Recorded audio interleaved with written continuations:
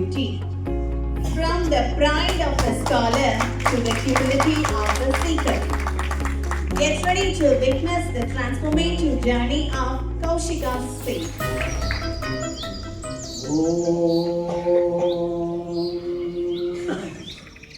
करचरणकृतं वा कायजं कर्मजं वा श्रवणनयनजं वा मानसं वा अपराधं विहितमविहितं वा सर्वमेतत् क्षमस्व जय जय करुणाब्धे श्री महादेव शम्भो।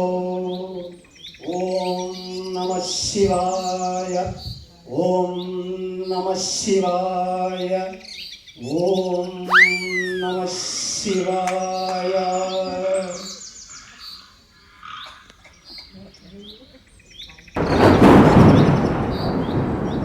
அற்ப பறவையே என்ன செய்து விட்டாய்? ஆய கலைகள் 64ஐயும் அறிந்தவன், அஸ்திர சஸ்திரங்களை தெரிந்தவன், வேத சாஸ்திர புராண இதிகாசங்களை அறிந்தவன். என் மீது உன் எச்சத்தை விட்டு என்னை அசிங்கப்படுத்தி விட்டாய். என்ன செய்கிறேன் பார். குண்டல பிரியகாமினி மண்டலம் பிரவிஷ்ய பிரவிஷ்ய ஓம் ஐம் க்ரீம் ஸ்ரீ.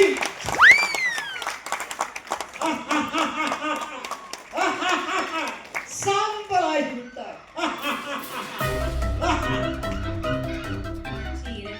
2-3 மாதங்களுக்கு பிறகு. ஓம் சிவாய ஓம் நம சிவாய ஓம் நம சிவாய ஓம் நம சிவாய. இன்று அதிகமாக பசியாக இருக்கிறது. என்ன செய்வது?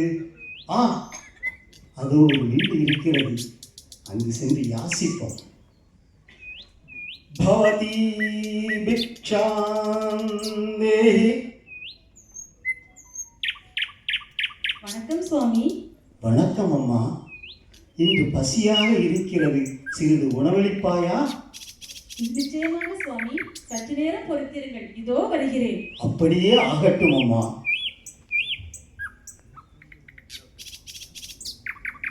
பவதி பிக்ஷாம் தேஹி.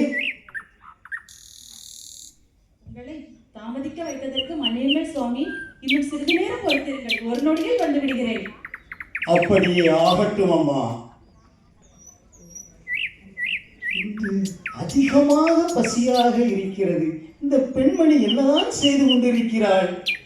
பவதி பிக்ஷாம் தேஹி. சுவாமிஜி, தயவு செய்து என்னை மன்னித்து விடுங்கள், உங்களை அதிக நேரம் காக்க வைத்து விட்டேன். இத்தனை நேரம் என்ன செய்து கொண்டிருந்தாய்? நான் யார் தெரியுமா? எத்தனை பெரிய மகா முனி.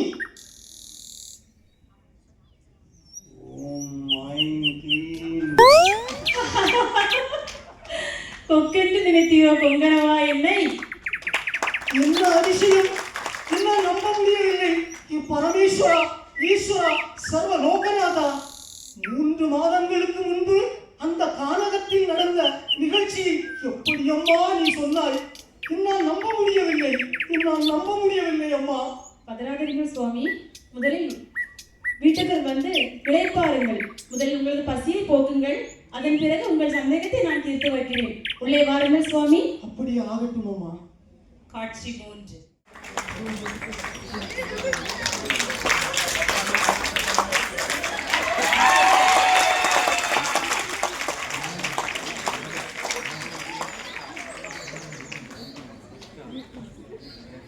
வாருங்கள் சுவாமி, வாருங்கள். இந்த இருக்கையில் அமருங்கள் சுவாமி.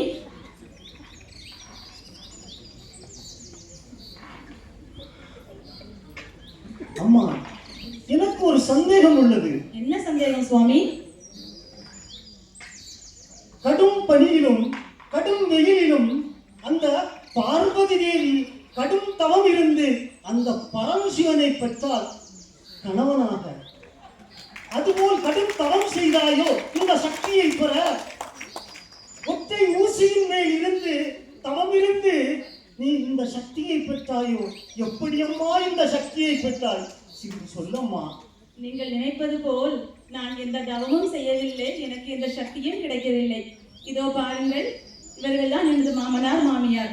ஒரு மருமகளாக இவர்களுக்கு செய்ய வேண்டிய கடமையை நான் சரிவர செய்து வருகிறேன். இதோ இவர் எனது கணவர். ஒரு பத்தினியாக நம்மளுடைய இந்து தர்மத்தில் என்னென்ன கடமைகளை நான் செய்ய வேண்டுமோ அத்தனை கடமைகளையும் நான் சரிவர செய்து வருகிறேன். இதோ கடவுள் எனக்கு கொடுத்த குழந்தைகள். இந்த குழந்தைகளுக்கு ஒரு தாயாக நான் என்னென்ன கடமைகளை தினத்தில் செய்ய வேண்டுமோ அத்தனை கடமைகளையும் சரிவர செய்து வருகிறேன். அது போக நேரம் கிடைக்கும் பொழுது இந்த கிராம மக்களுக்கும் என்னால் என்ன சிறிய சிறிய உதவிகளை செய்து வருகிறேன். இதை தாண்டி நான் எந்த தவமும் செய்யவில்லை, எனக்கு எந்த சக்தியும் கிடைக்கவில்லை. ஆச்சரியமாக இருக்கிறது. ஆனாலும் எனக்கு ஒரு சந்தேகம் இருக்கிறது. என்னுடைய விளக்கம் எனக்கு போதுமானதாக இல்லை அம்மா. ஓ, அப்படியா? சரி, அப்படி என்றால் நான் உங்களுக்கு ஒரு உபாயம் சொல்கிறேன். சொல்லம்மா. அதாவது பக்கத்து கிராமத்தில் தர்மவியாதன் என்ற ஒரு மனிதர் வாழ்ந்து வருகிறார். அவரிடம் சென்றால் உங்கள் அத்தனை சந்தேகங்களுக்கும் விடை கிடைக்கும் சுவாமி. அவரை சென்று சந்தேகிக்கிறீர்களா? தர்மவியாதன் ஒரு ரிஷியா? நான் சென்று பார்க்கிறேன் அம்மா. அங்க சென்று பாருங்கள் சுவாமி. அவர் ரிஷிக்கெல்லாம் ரிஷி, மகா ரிஷி. அப்படியா? அப்படியே ஆகட்டும் அம்மா. வருகிறேன். சென்று வாருங்கள் சுவாமி. பாருங்கள், வாருங்கள் அம்மா.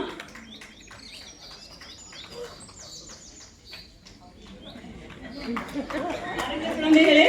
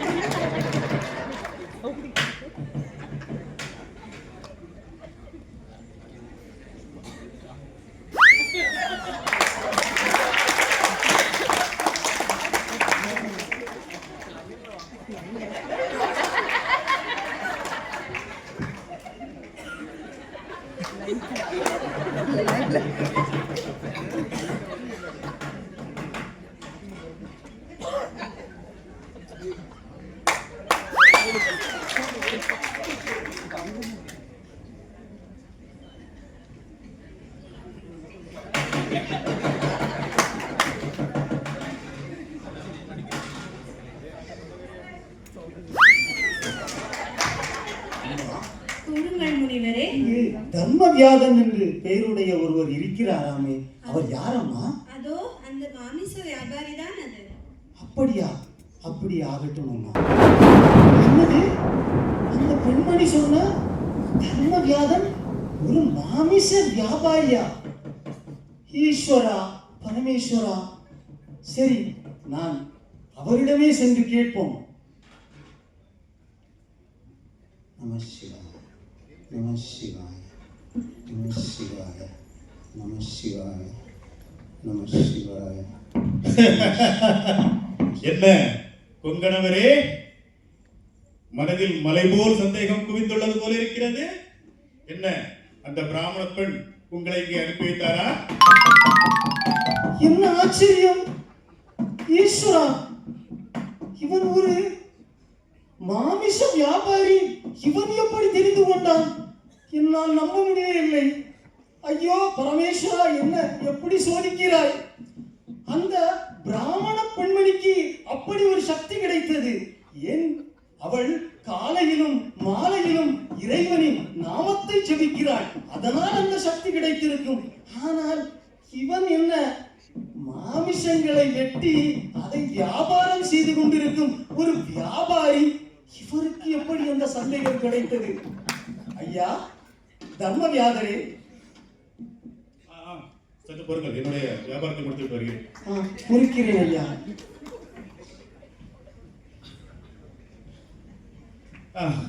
இப்பொழுது கூறுங்கள் ஐயா, என்ன சந்தேகம் உங்களுக்கு? ஐயா, எப்படி ஐயா இந்த சக்தி உங்களுக்கு கிடைத்தது? சொல்லுங்கள் ஐயா. ஐயா, நான் யார்? ஒரு வேடன். என்னுடைய வேறு என்ன? காட்டிலே மிருகங்களை வேட்டையாட வேண்டியது, அதனுடைய மாமிசத்தை என்னுடைய கூட்டத்தில் உள்ளவர்களுக்கு பகிர்ந்து கொடுக்க வேண்டியது. இவ்வாறு நான் என்னுடைய சமூகத்தினருக்கு சேவை செய்து வருவதால் ஒருவேளை இந்த சக்தி எனக்கு கிடைத்திருக்கிறதோ என்னமோ.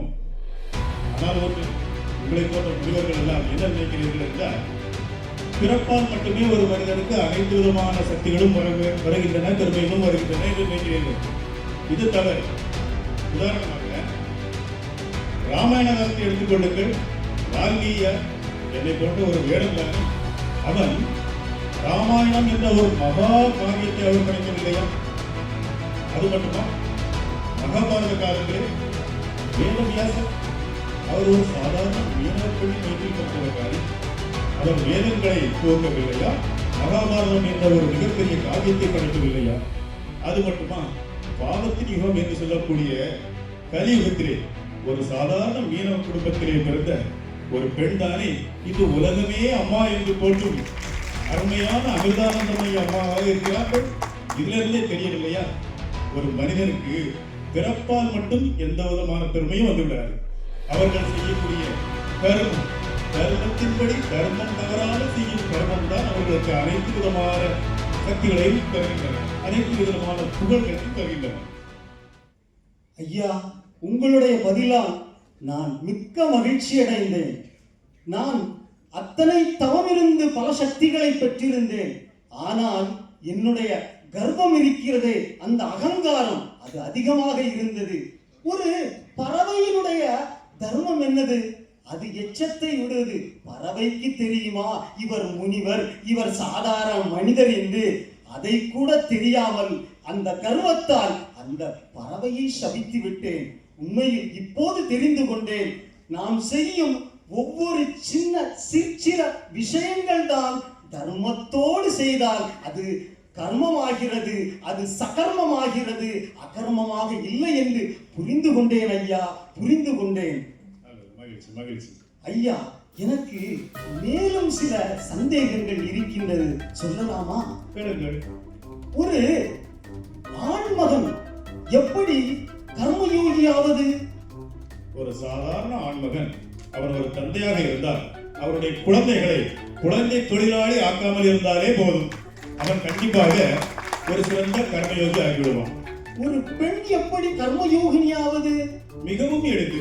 அவருடைய மாமனார் மாமியாரை முதியோர் இல்லத்திற்கு அனுப்பாமல் இருந்தாலே போதும், அவர் ஒரு சிறந்த கர்மயோகினி ஆகிவிடுவார்.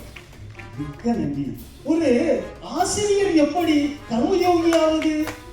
ஆசிரியர் தானே தன்னுடைய பாடத்திட்டத்துடன் பண்பாட்டையும் நாகரிகத்தையும் தேசபக்தியையும் தன்னுடைய மாணவர்களுக்கு எடுத்து ஊட்டினாலே அந்த ஆசிரியர் கர்மயோகி ஆகிவிடுவார்.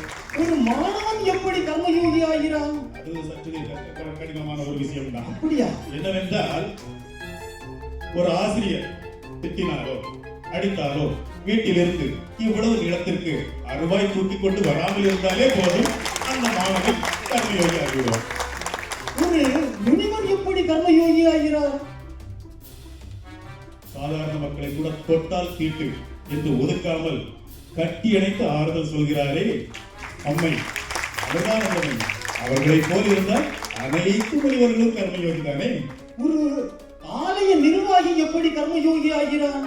ஆலயத்தில் திருவிழா நடத்தும் பொழுது திருவிழா நடத்துகிறேன் பேர் வழி என்று அந்த விழா மேடை இருக்கிறதே, அந்த மேடையில் அருவருக்கத்தக்க நிகழ்ச்சிகளை நடத்தாமல் இருந்தாலே போதும், அந்த ஆலய நிர்வாகி கர்மயோகி ஆகிவிடுவான். கடைசி ஒரு சந்தேகம், அரசியல்வாதி எப்படி கர்மயோகி ஆகிறான்? இது கண்டிப்பாக கேட்க வேண்டிய கேள்விதான். அதாவது, அவனுக்கு ஜே இவனுக்கு ஜே என்று சொல்லாமல் பாரத் மாதா கி ஜே என்று எந்த அரசியல்வாதி சொல்கிறானோ அவன் அத்தனை கர்மயோகி தான். ஒரு குடிமகன் எப்படி கர்மயோகி ஆகிறான்? ஒருவேளை தன்னுடைய நாட்டையோ அல்லது தான் வணங்கும் தெய்வத்தையோ ஏதாவது அரசியல்வாதி நிந்தித்தால் அவனுக்கு ஓட்டு அளிக்காமல் இருந்தாலே போதும், அந்த குடிமகன் கர்மயோகி ஆகிவிடுவான். ஆஹா, எத்தனை சிறப்பு, எத்தனை அழகு! உங்களுடைய பதிலா நான் மனம் குளிர்ந்து விட்டேன் ஐயா, மனம் குளிர்ந்து விட்டேன் ஐயா, மனம் குளிர்ந்து விட்டேன். சந்தேகம் கேட்கலாமா? உனக்கும் சந்தேகமா? கேளு. புகைப்படக்காரர் உங்களை உள்ளவர்கள் புகைப்படக்காரர்கள் எவ்வாறு தன்மை உரியாவது? ஓ, அந்த புகைப்படக்காரர். அதாவது இந்த திருமணத்துக்கு முந்தைய புகைப்படம் எடுப்பு என்று ஒரு இருக்கிறது அல்லவா? அதை தூய தமிழில் சொல்வதென்றால் ப்ரீ வெட்டிங் போட்டோஷூட் என்ற அந்த கர்மாந்திரத்தை அவர்கள் செய்யாமல் இருந்தாலே போதும், அவர்கள் கல்வியோடு விடுவார்கள்.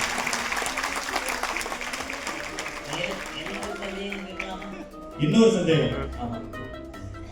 அதாவது ஆளுங்கட்சி, எதிர்கட்சி, விவசாய கட்சி, விசில் கட்சி, நாலுல எது வரும்? நல்ல கேள்வி, நல்ல கேள்வி, உண்மையிலே நல்ல கேள்வி. நாளிலே எது வரும்? நல்ல கேள்வி, நல்ல கேள்வி. ஆளும் கட்சி, எதிர்கட்சி, விவசாய கட்சி, விசில் கட்சி, நாளிலே எது வரும்? நல்ல கேள்வி, நல்ல கேள்வி. நாலுமே வரட்டும், 4 மே வரட்டும், மே 4 வரட்டும், எல்லோருக்கும் நன்றி.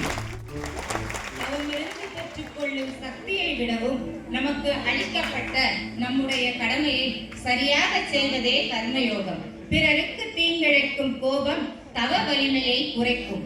அன்பும் கடமையுமே உயர்ந்தது. மர்மங்கள் நிறையும் மாநில உலகம் தன்னிலே நம் கர்மங்கள் கொண்டு காணலாம் கண்ணிய வாழ்வை என தர்மங்களுடனான தரமான கல்வியை நல்கிடும் அம்மா அமிர்தா பள்ளி ஈடிலா புகழோடு என்றென்றும் வாழ்க வளர்க. தர்மோ ரட்சதி ரட்சிதः. தர்மத்தை நீ வாழ வைத்தால் தர்மம் உன்னை வாழ வைக்கும். தர்மத்தை நீ அழித்தால் அந்த தர்மமே உன்னை அழித்துவிடும். ஓம் நம சிவாய. ஓம் நம சிவாய. Wow, what a spectacular blend of grace and wisdom. From the divine steps of Krishna dance to the enlightening journey of Kaushika sage, we see that true knowledge isn't found in the pride of learning, but in the purity of the heart. Hope so everyone has enjoyed and has been transformed into the purification. Hope so. Let's give one final thunderous round of applause to our team of Kanyakumari for bringing these values to our life so vibrantly. Thank you. Om Namah